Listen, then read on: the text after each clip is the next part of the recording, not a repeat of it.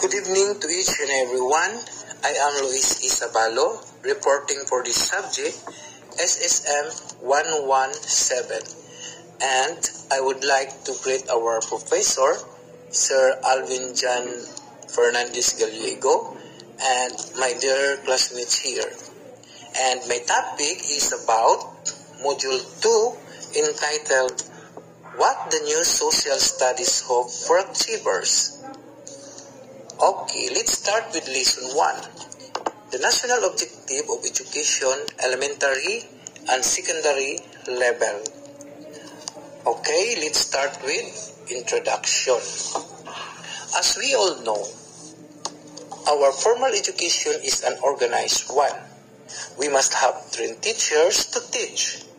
Kailangan din, kaya nga we are having thorough study about being a teacher, because if you are into education, you must be trained and skilled teacher to be equipped. As a teacher, you must study what are those in need to be skillful. Building and many facilities have to be put up in order to have educational institution function effectively. Our educational system must be arranged at every stage in such a way that it meets the needs of both the individual and the nation. This process of intelligently trying to organize education so as to respond to the need of its recipients is what can be termed educational planning. So that's all for introduction. Okay, let's go with educational planning. The process of setting out in advance of pattern of action to bring about overall changes as viewed by the national policies by the closest possible articulation of means and ends. It is a basic management task. It is a means of achieving higher level of effectiveness. So isa siya ka tahas or isa siya ka nga gitawag nato nga basic management nga naa jud siya tahas or task. Its uniqueness lies in its future orientation. So when we say future orientation, ang iyahang pagka-epektibo naa siya ginatawag nga future plan nga naay padulngan or anticipation made. So when we say anticipation, imo na siyang nakita unsa ang future kung kaningap task will be effective what we have right now. Today, educational planning is an absolute requirement. So when we say absolute, kinahanglanon nga mga quality or requirements to be met. So ginatawag ni siya nga competency. The complexity of modern technologies in society, kabalon man jud tanong na nga karon we are in 20th century. So bisan ako, I need to fit in myself as a future teacher. Dili ta pwede or dili ko pwede magpabilin sa traditional. Na in our society have given rise to the need for planning in education. So planning bridges the gap between where we are and where we want to be. Kabalo naman jud tanan diri no na we have K-12 and we have 2 years gap nga wala ta nakaproduce og graduate, because we need to have planning bridges the gap between where we are and where we want to be. Okay, now what is the national objective of education? So unsa daw ang pinaka-epektibo sa national sa atong edukasyon? Or put more simply, why do people go to school? Simply to learn skill and to acquire the requirements so that we will equip and you will receive your, of course, diploma. That is your gateway to have a good employment. Now, the highest good in education is to become successfully, lucratively employed. Young children do doubt their studies in part due to compulsion. Means, kinahanglanon jud na nila. Mao jud nay pinaka target sa mga ginikanan nga makahuman ang ilahang mga anak. So they will see or foresee nga maayo ang ilahang future. But what of the majority of young adults nowadays sacrifices time, money, and other pursuits to attend the educational institution of their choice. Sila ang nagpili. Should be the focus or to focus on individual as well as social aim development of individual physically, mentally, and spiritually is well-known aim of education with emphasis on social transformation and aiming at reconstructing society to make it modernized. Di man dito pwede na magpabilin ka ng kinaraan ang ato ang skill. So we have to upgrade. Kung baga sa cellphone, kanang imong cellphone karon kinahanglan i-update nimo after 2 years or a year. Just like also as we go about study, we need to upgrade. And because of that, the government objective is to upgrade the competency, developing the physical and mental faculties, acquiring the capabilities of understanding, appreciation, and expression through work and act, as well as to make children confident and self-dependent.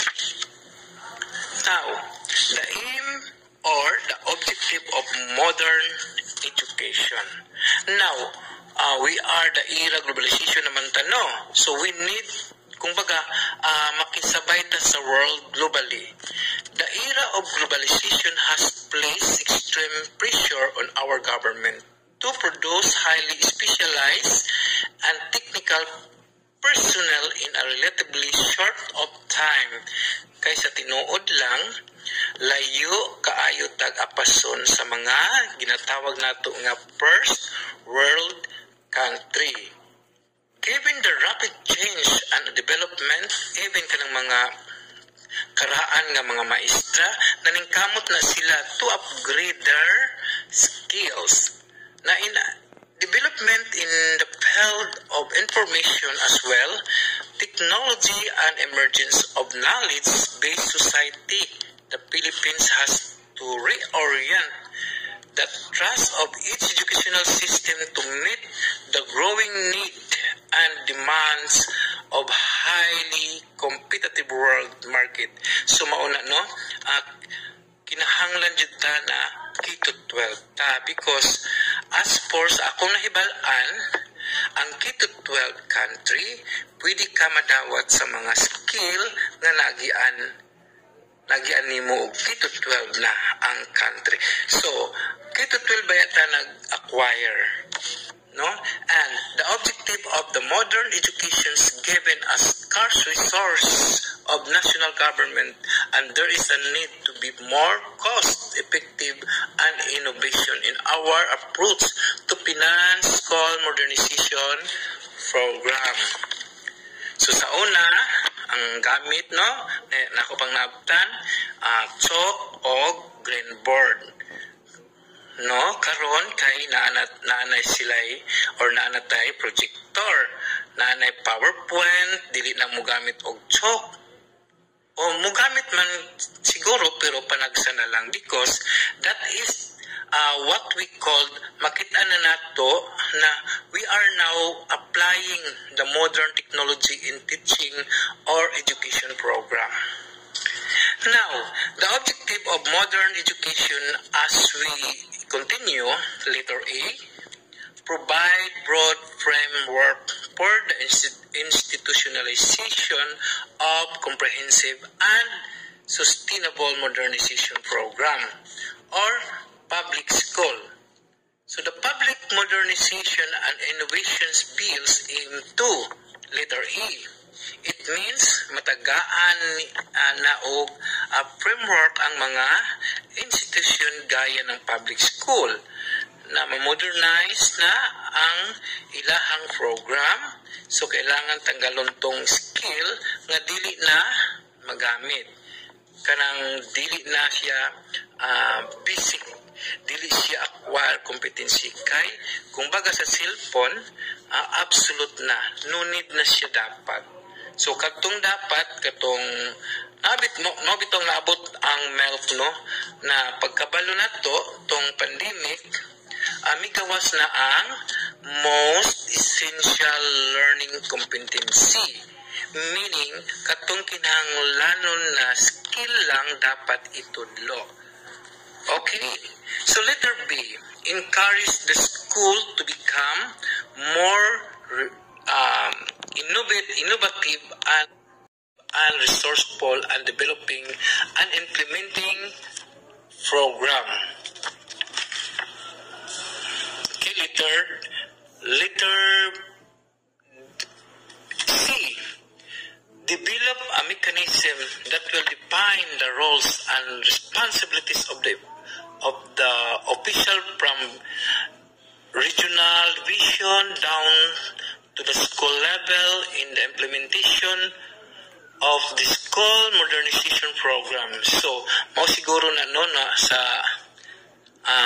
akong namatikdan no sa kasagaran sa mga public school teacher, naghanap kayo silang mga seminars, mga symposium, mga gian nilang mga skill, labi na ang mga teacher na nagpabilin na pa ang mga nag-retire, mga naana sa kanang 60 no ang edad. Kung baga naabtan pa nila is kanibang old school wherein ang gi-required na is kanang mga ginatawag na mga learned graduate sa ICT, or we called it information technology.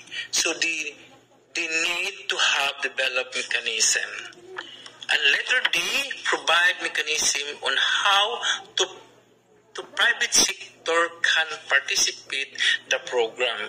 So dili lang di ang public school ang focus ani, no? Pati po di ay ang private school, mga institution, nga mga colleges, kailangan po sila mag-upgrade so that they will the end unison with the public school.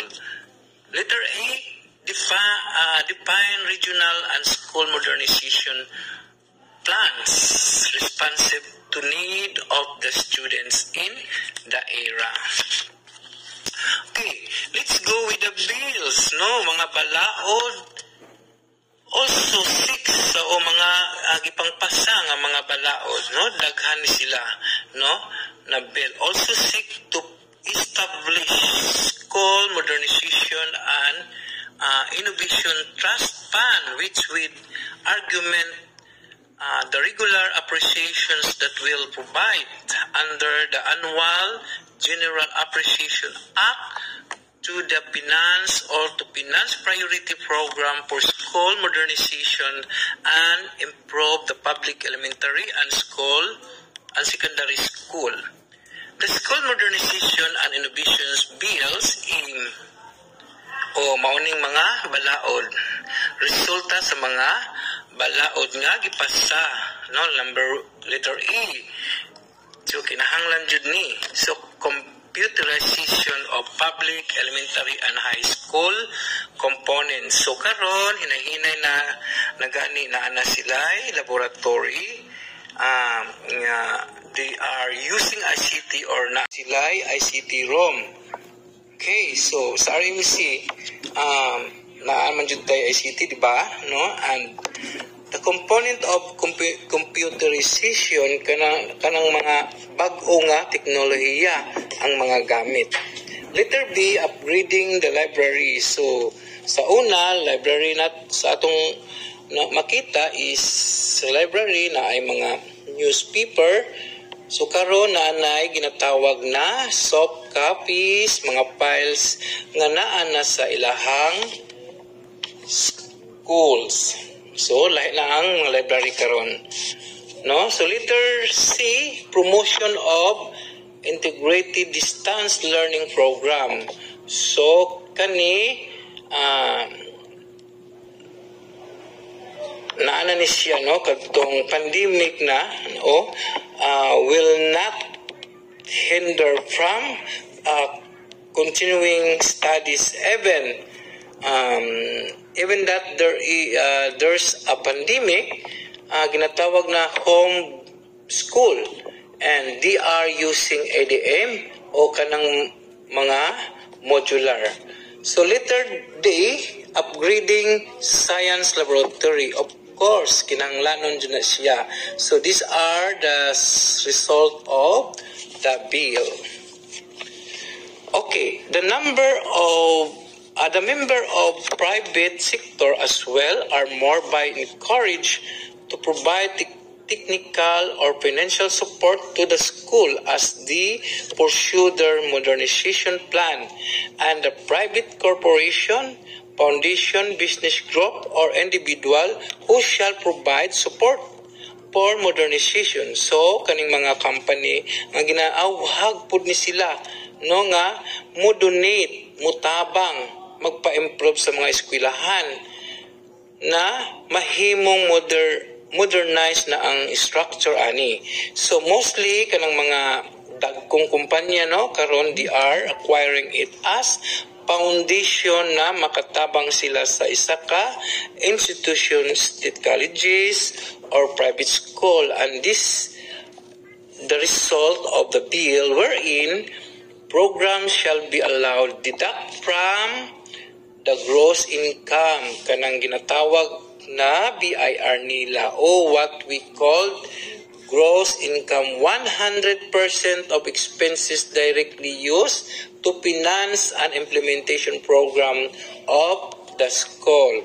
So na ay mga daghang kumpanya karon nga mag-donate or maghatag sila og tabang sa isa ka private sector participating.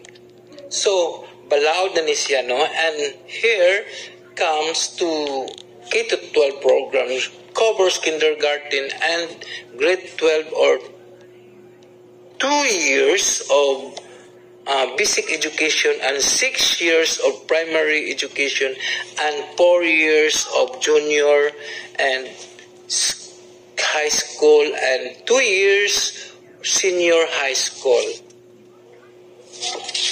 Okay, so the K-12 basic education program by former President Benigno Simeon Aquino says K-12 program aims to advance competency of Philippine graduate basic education. Mo to kung gingong ganina, no?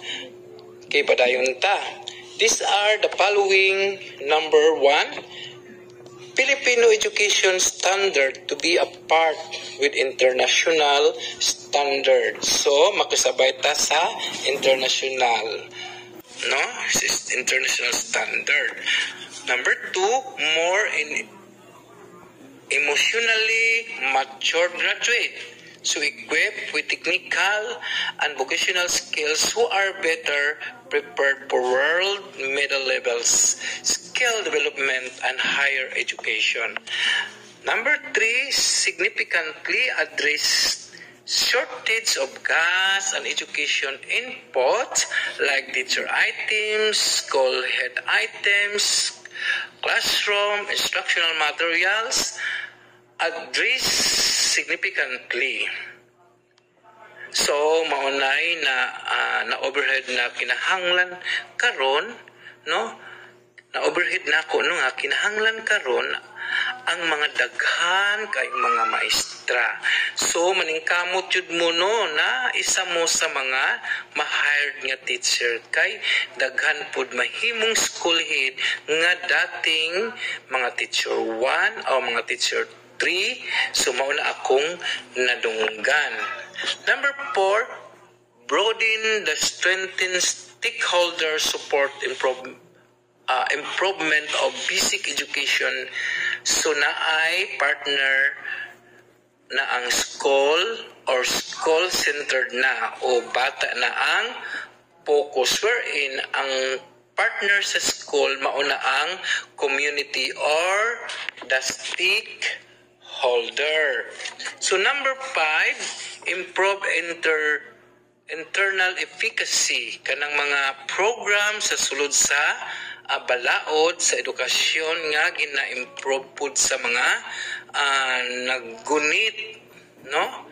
Number 6, improve system of governance in the department. So naay ana ni ang mga bag-ong o ginatawag nga HR or Human Resources Management. Applicable ni siya, no, na kung giunsa pag-process ang governance sa mga departamento and improve quality of teachers outcome goals of K-12 basic education program. So maunang daghan seminar ang ginagian sa mga maestra karon.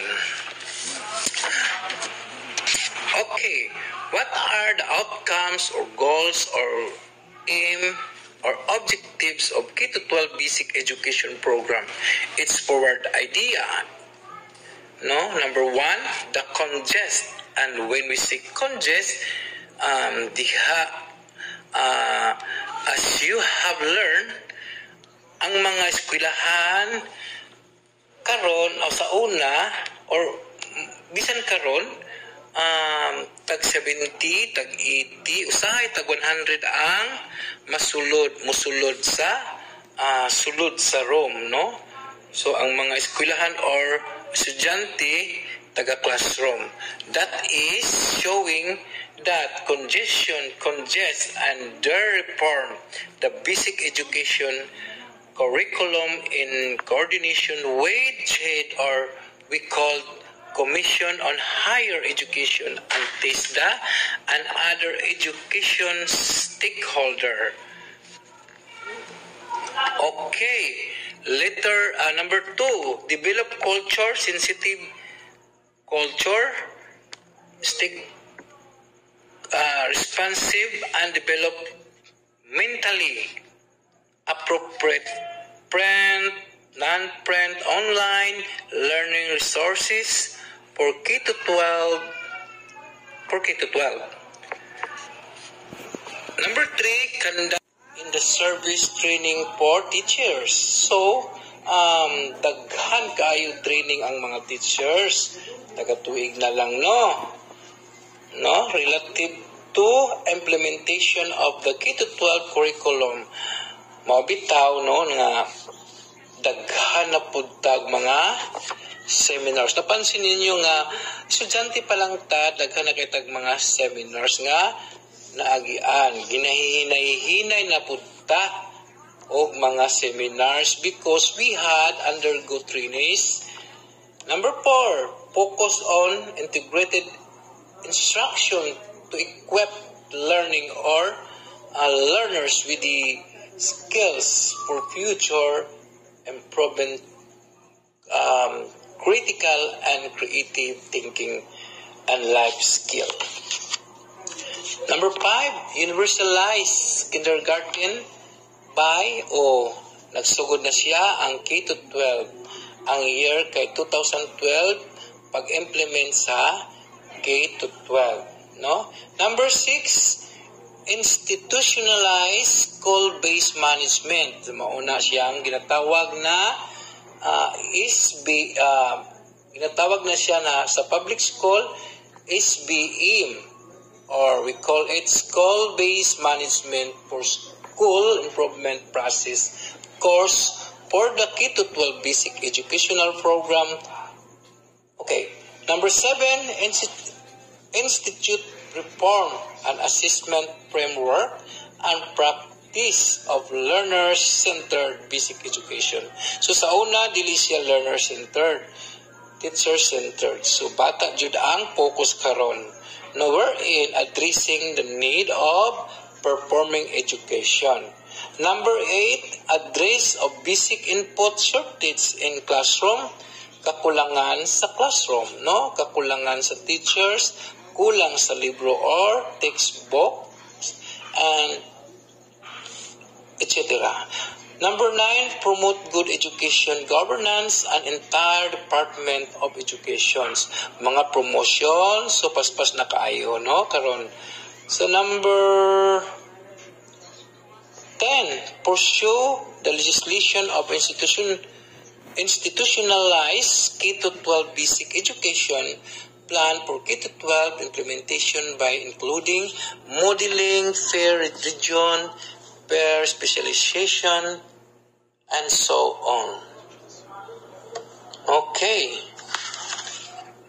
Number 12, identify K-12 model school, kanang mga best school per region, per specialization track that will model seminar high school ng by 2012, 2013, and on the process goes of K-12 basic education program and K-12 graduate. So murag sa atong nakitaan na balaod na jud ni siya, no? Executive order wherein lisod na jud siya tanggalon, no? It's a maybe osbon siguro o ikuan ang balaod, no?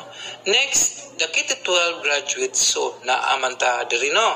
Mga classmate nato diri mga K-12 graduate ni sila tanan. So naabtan ako sila, no? So, naabdan nato sila. Ako kay di man ko K-12. Di ko K-12 graduate. So, the K-12 graduate is equipped by the following 20th century skills. So, kani diri mga classmate nato, mga hawod na kayo, no? Maskin bata pa, no? Number 1, hawod sila sa ICT. No? Hawod sila sa maskin naa pa sila sa junior high, kay ang ilahang competency na anajud ang modernization. So number, information media and technology. Skills mao ng ICT, no? So 2, learning and innovative skills. Kanang mga kinahanglanon sa education or textbooks. Number 3, effective communication skills. Una, dilita mo abli ug baba, no? Pero karon ang hawd na kaayo mo tubag-tubag, no?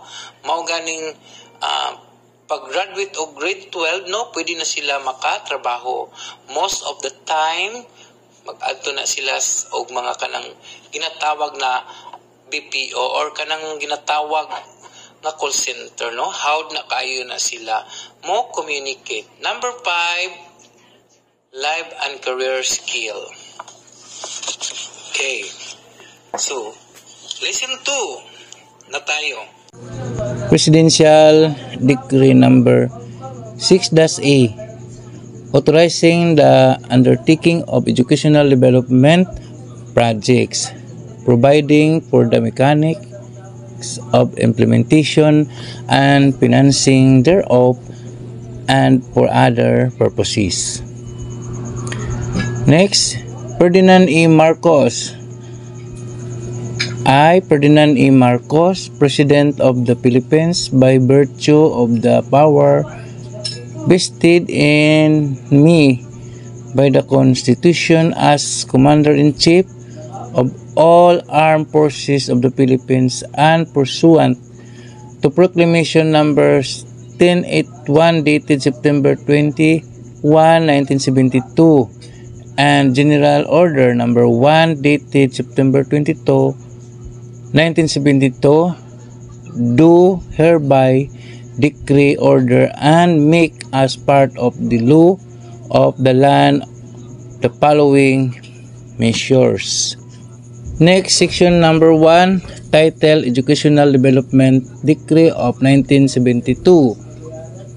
Section number 2, Declarations of Policy, National Development Goals. Letter A, to achieve and maintain an accelerating rate of economic development and social progress. Letter B, to assure the maximum participation of all the people in the attainment and enjoyment of the benefits of such growth. And letter C, to strengthen national consciousness and promote desirable cultural values in a changing world. Section number 3, Statement of Objectives of this end of educational system aims to 1. Provide for a broad general education that will assist each individual in the peculiar ecology of his own society. Number 1, to attain his potential as a human being. Number 2, enhance the range and quality of individual and group participation in basic functions of society. Number 3, acquire the essential educational foundation for his development into a productive and versatile citizen. Letter B, train the nation's manpower in the middle level skill required for national development. Letter C, develop the high-level professions that will provide leadership for nations. Advance knowledge through research and apply new knowledge for improving the quality of human life. And letter D, respond effectively to changing needs and conditions of the nation through a system of educational planning and evaluation. Letter A, improvement of curricular programs and quality of instructions of all levels by way of upgrading physical faculties, adoptions of cost-saving instructional technology, and training and retraining of teachers and administrators. Letter B, upgrading of academic standards through accreditation schemes, admissions testing, and guidance counseling. Letter C, democratizations of access to educational opportunities through the provision of financial assistance to the deserving students, skill training programs for out-of-school youth, and continuing education program for non-literate adults. Letter D, restructuring of higher education to become more responsive to national development needs through a planned system of incentives and assistance to both public and private colleges and universities, and synchronizations of curricular programs, staffing patterns, and institutional development activities. Letter A, expansion of existing programs and establishment of new ones designed to train middle-level technical and agricultural manpower. And letter F, instituting reform in the educational financing system to facilitate the shift of funding responsibility for elementary and secondary education from the national to the local government, thereby increasing government participation in higher education. Section 5, Educational Development Projects.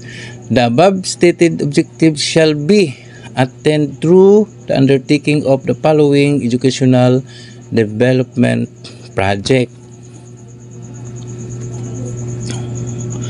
Management study of Department of Education and Culture and institution of administrative improvements therein. Letter B, establishment and or operations or improvement of secondary schools, which may include provision for extension services, facilities, and equipment to allow the use of expanded and improved curriculum. Letter C, establishment and or operation, upgrading or improvement of technical institutes, skill training centers, and other non-formal training programs and projects for the out-of-school youth and employed in collaboration with the programs of the National Manpower and Youth Council.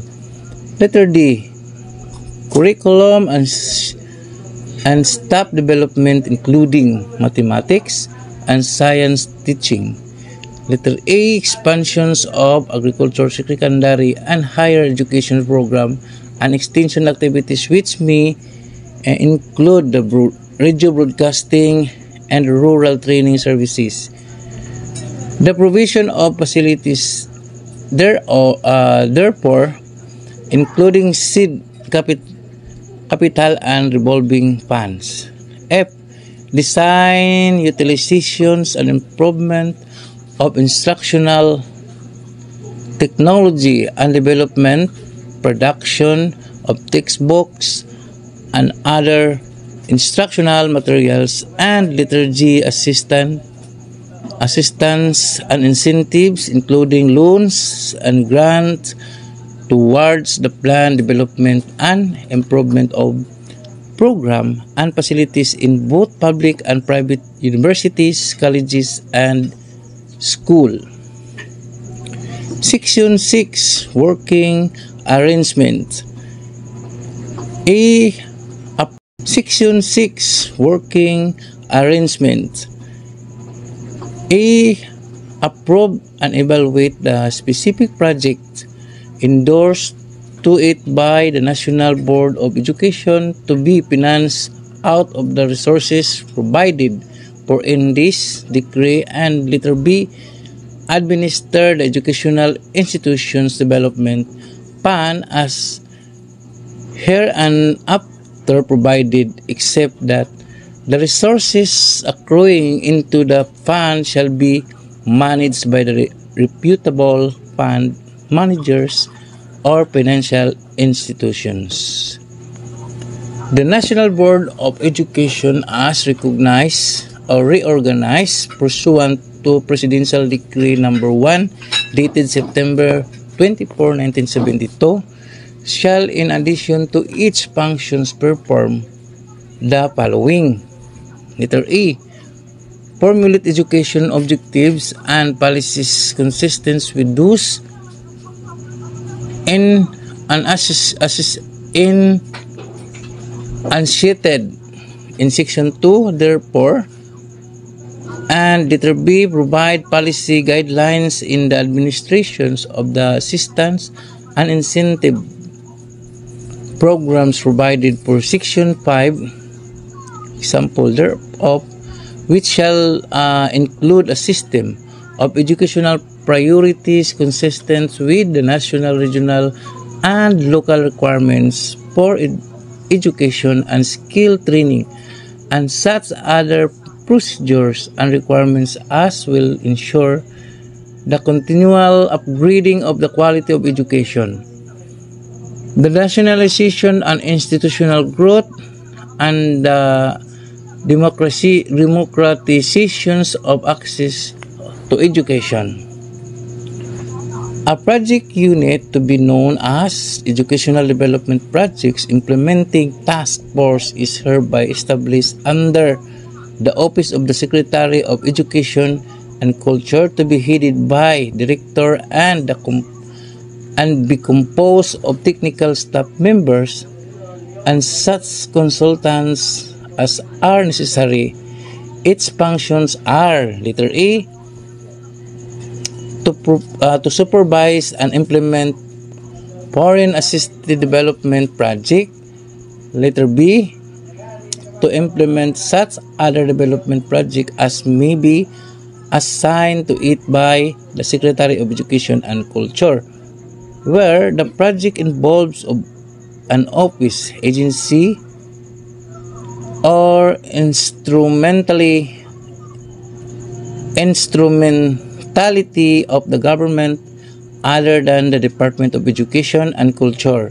Appropriate working arrangements shall be established by the Educational Department projects implementing task force and the office, agency, or instrumentality concerned, including the turnover of the project upon its completion to such office, agency, or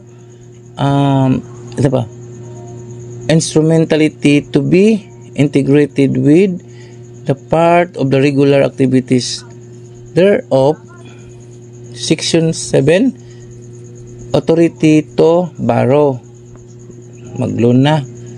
To Section 8, utilization of proceeds, educational. Section 9, appropriations. In addition to the process of the loans, credits, or indebtedness mentioned in Section 7 thereof, there is hereby appropriated for the project authorized her in the sum of the hundreds million pesos out of the funds in the National Treasury not otherwise appropriated, which shall be programmed and released in the following manners: 50 million pesos for fiscal year 1972 and 73, and 50 million pesos annually thereafter until June 30, 1982, provided that notwithstanding the said schedule, release in a given year shall be adjusted in accordance with the actual requirements of the project being implemented during the fiscal year. Provided further that should there be any surplus in the annual appropriations herein approved, the same shall accrue to the educational special account herein created in the general fund, which shall be made available to finance the projects during the subsequent fiscal year.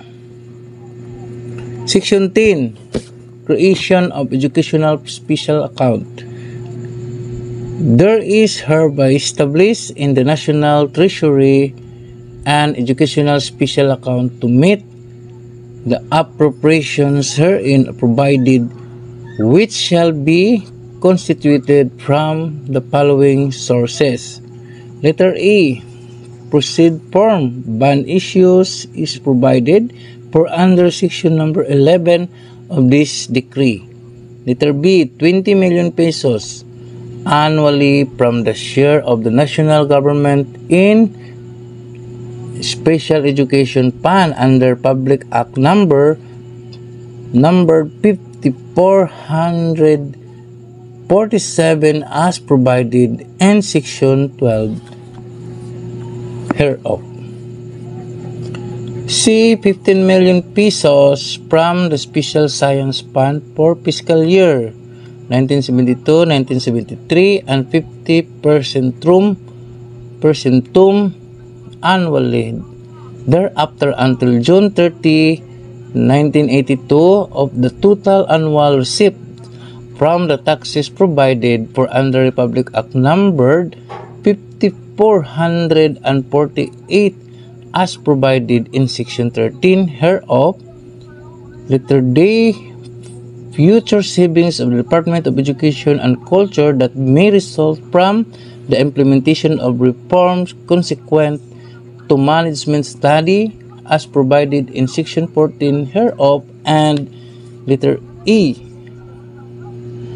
Augmentations from the general funds which are hereby authorized in cases where the above sources are not sufficient to cover expenditures required in any year, as provided in Section 15 of this Act.